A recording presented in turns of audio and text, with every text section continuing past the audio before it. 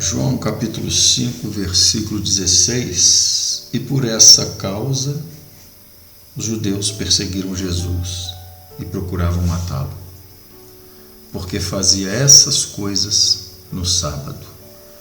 Logo após curar o paralítico de Betesda, e também Jesus depois fez vários outros milagres no sábado, propositalmente.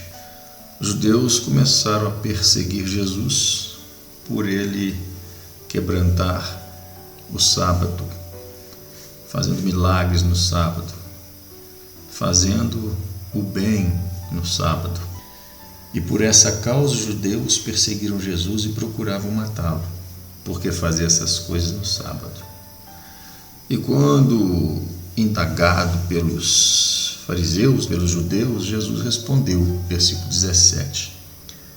E Jesus lhes respondeu: meu Pai trabalha até agora e eu trabalho também. No princípio, quando Deus criou todas as coisas, fez tudo em 6 dias e descansou no 7º dia. Mas esse descanso de Deus, ele foi interrompido com o pecado do homem, como está lá em Gênesis capítulo 3. E desde então Deus, o Pai, o Filho, o Espírito Santo, vem trabalhando para salvar os pecadores, salvar aqueles que querem ser salvos. Por isso Jesus diz: meu Pai trabalha até agora e eu trabalho também. E nesse versículo Jesus ele se faz igual a Deus, filho de Deus e igual a Deus.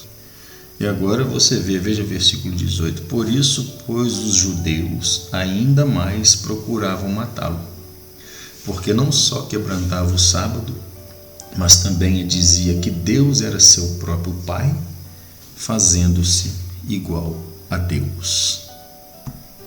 Nós vemos aqui o início, vamos dizer assim, oficialmente, a perseguição começa. Perseguição a Jesus pelos judeus, que culminou com a sua crucificação.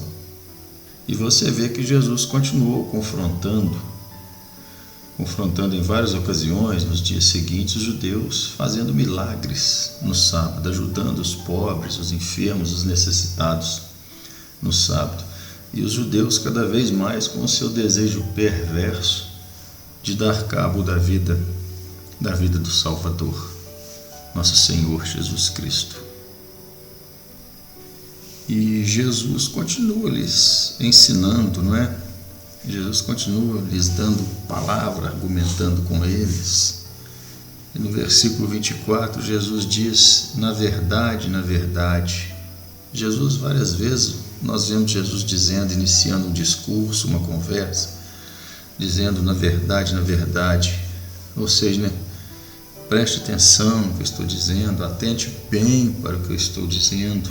Em verdade vos digo que quem ouve a minha palavra e crê naquele que me enviou, tem a vida eterna, e não entrará em condenação, mas passou da morte para a vida. Em verdade vos digo que vem a hora, e agora é, em que os mortos ouvirão a voz do Filho de Deus, e os que a ouvirem viverão. Porque como o Pai tem a vida em si mesmo, assim deu também ao Filho ter a vida em si mesmo. E deu-lhe o poder de exercer o juízo, porque é o Filho do homem. Não vos maravilheis disso, porque vem a hora em que todos os que estão nos sepulcros ouvirão a sua voz. E os que fizerem o bem sairão para a ressurreição da vida, e os que fizerem o mal para a ressurreição da condenação. Interessante, nós vemos aqui Jesus falando de 4 ressurreições. Ele descreve a ressurreição dos pecadores para a vida eterna. O pecador que vive no pecado, ele não tem vida. Espiritualmente, ele está morto. Ele não tem vida. Então, quando ele ouve a palavra de Deus e a pratica, é como se ele revivesse. Ele passa a ter a vida. Ele passa a ter o autor da vida, Jesus, aquele que dá a vida. Os pecadores não têm poder para salvarem-se a si mesmos. Nós não temos poder para nos salvarmos. E certamente não pode nenhum pecador conferir vida a si mesmo. Então, de que maneira podem ser ressuscitados aqueles que estão mortos em seus pecados? Ouvindo a palavra de Deus e crendo em Jesus Cristo, o Filho de Deus. Jesus, com sua palavra, ele ressuscitou mortos. A palavra de Jesus é palavra de vida. A palavra, ela é viva e eficaz. Então, receber a palavra de Deus é receber a vida. Ouvir a palavra e crer é receber salvação. Já rejeitar essa palavra é atrair sobre si mesmo a condenação. A segunda ressurreição aqui que Jesus fala é a ressurreição dele mesmo, pois ele morre e ressuscita por nós, para nos dar salvação. E não é como nós que recebemos vida. Jesus, ele próprio é a vida. A vida está nele. Ele mesmo disse, o Pai me deu poder para dar a minha vida e tomá-la. Então Jesus deu a sua vida por nós e tornou a tomá-la por nós, para que também, crendo nele em sua palavra, pudéssemos morrer para o pecado e tornar a viver para ele, com ele, viver para Deus.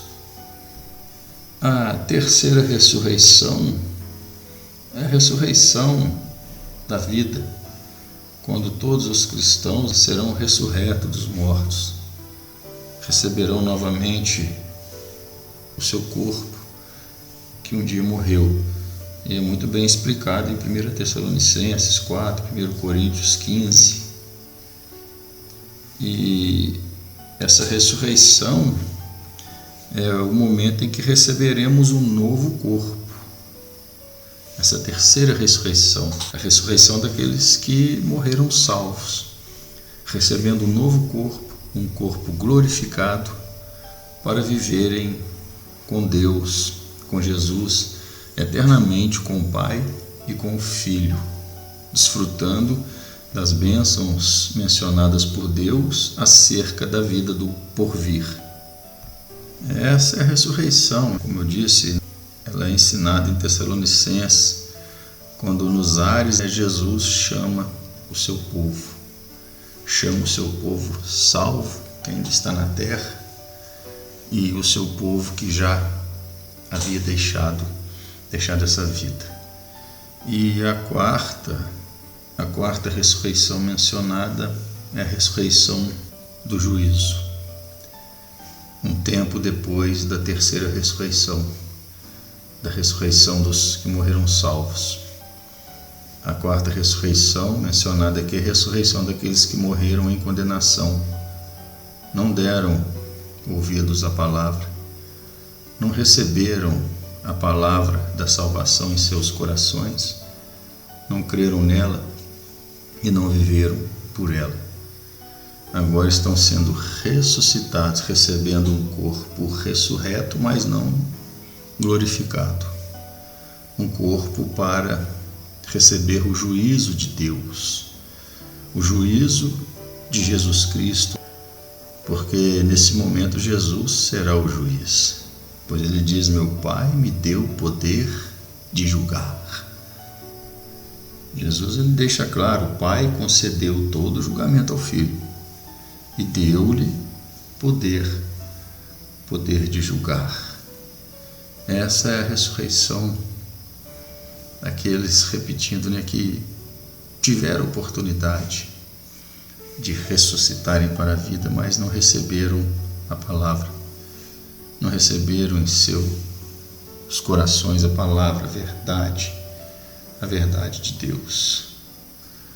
Os cristãos salvos receberão o corpo ressurreto para que possam reinar com Cristo em glória, pois creram nele durante toda a vida e fizeram tudo o que foi preciso e necessário fazer para permanecer nele, permanecer em Cristo. Agora estão recebendo um corpo ressurreto para reinar com Cristo em glória.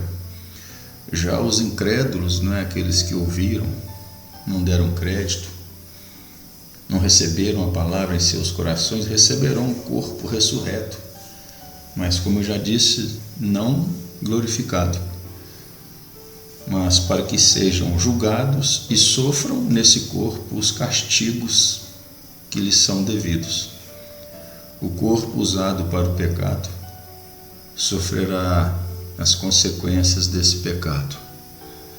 E é um pecado momentâneo, né? Pois essa vida é tão momentânea, mas a consequência vai ser eterna. O sofrimento vai ser eterno. Jesus fala todas essas coisas aos judeus para ensinar a todos, ensinar a nós e também, quem sabe, né, para ver se eles não o deixassem de persegui-lo e passassem a segui-lo.